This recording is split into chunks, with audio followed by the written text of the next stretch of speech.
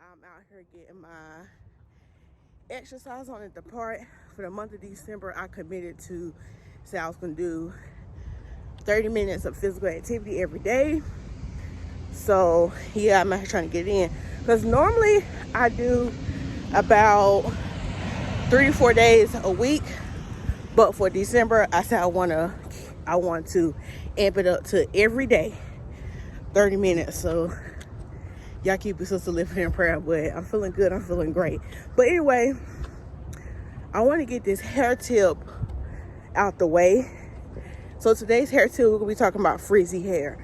And I'm going to be giving y'all some tips on how to prevent frizzy hair.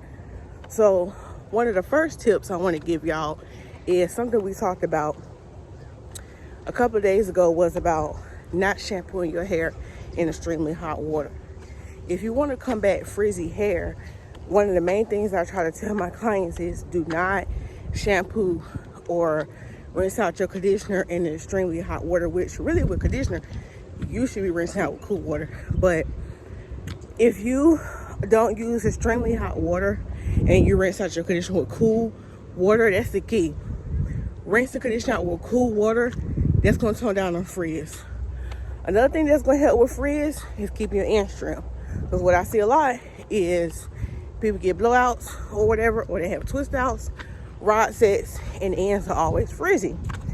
More than likely, that's a sign that you need to get a trim. So, how you doing? So, make sure you are getting your ends trimmed. If your ends are frizzy with a blowout, you probably need to trim. That's gonna turn down on frizz. Another tip that's gonna help with frizz is making sure your hair is hydrated.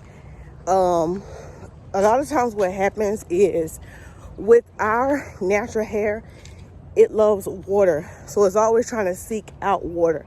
So sometimes what happens, and you know this a lot in the summertime, when the humidity, especially here in North Carolina, when the humidity is like on fleek, our hair starts to swell up. So what happens is when your hair lacks moisture, when you go outside and it lacks moisture, it's trying to pull the water from the air.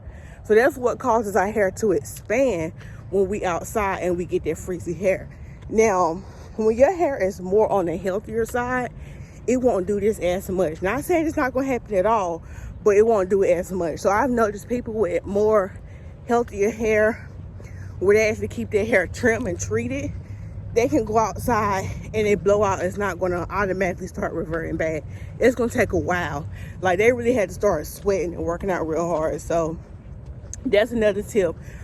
Making sure your hair is hydrated. But that's what I talked about. I showed y'all how to do steam treatments at home, and I showed y'all how to do deep conditioning treatments at home. So that's going to definitely help with your frizz. So I hope these tips kind of help, and just let y'all know that yes, these tips will help minimize frizz, but just keep in mind, no matter how healthy your hair is, eventually after a week or two, it's gonna get frizzy. Point blank, period. Like, eventually it is, and especially where, depending on where you stay at, it's gonna get frizzy. Some of y'all might get by with 2 weeks. Well, I do have some clients who can wear a blowout for 2 weeks before they start getting frizzy. It's extremely healthy, but just keep that in mind. So there's some ways you can like minimize it. But anyway, y'all, I'm getting out of breath because I'm about to pick up my speed out here walking. So I gotta go. I gotta get this walking, getting this blood pumping. Thank y'all for watching. See y'all in my next hair tip video.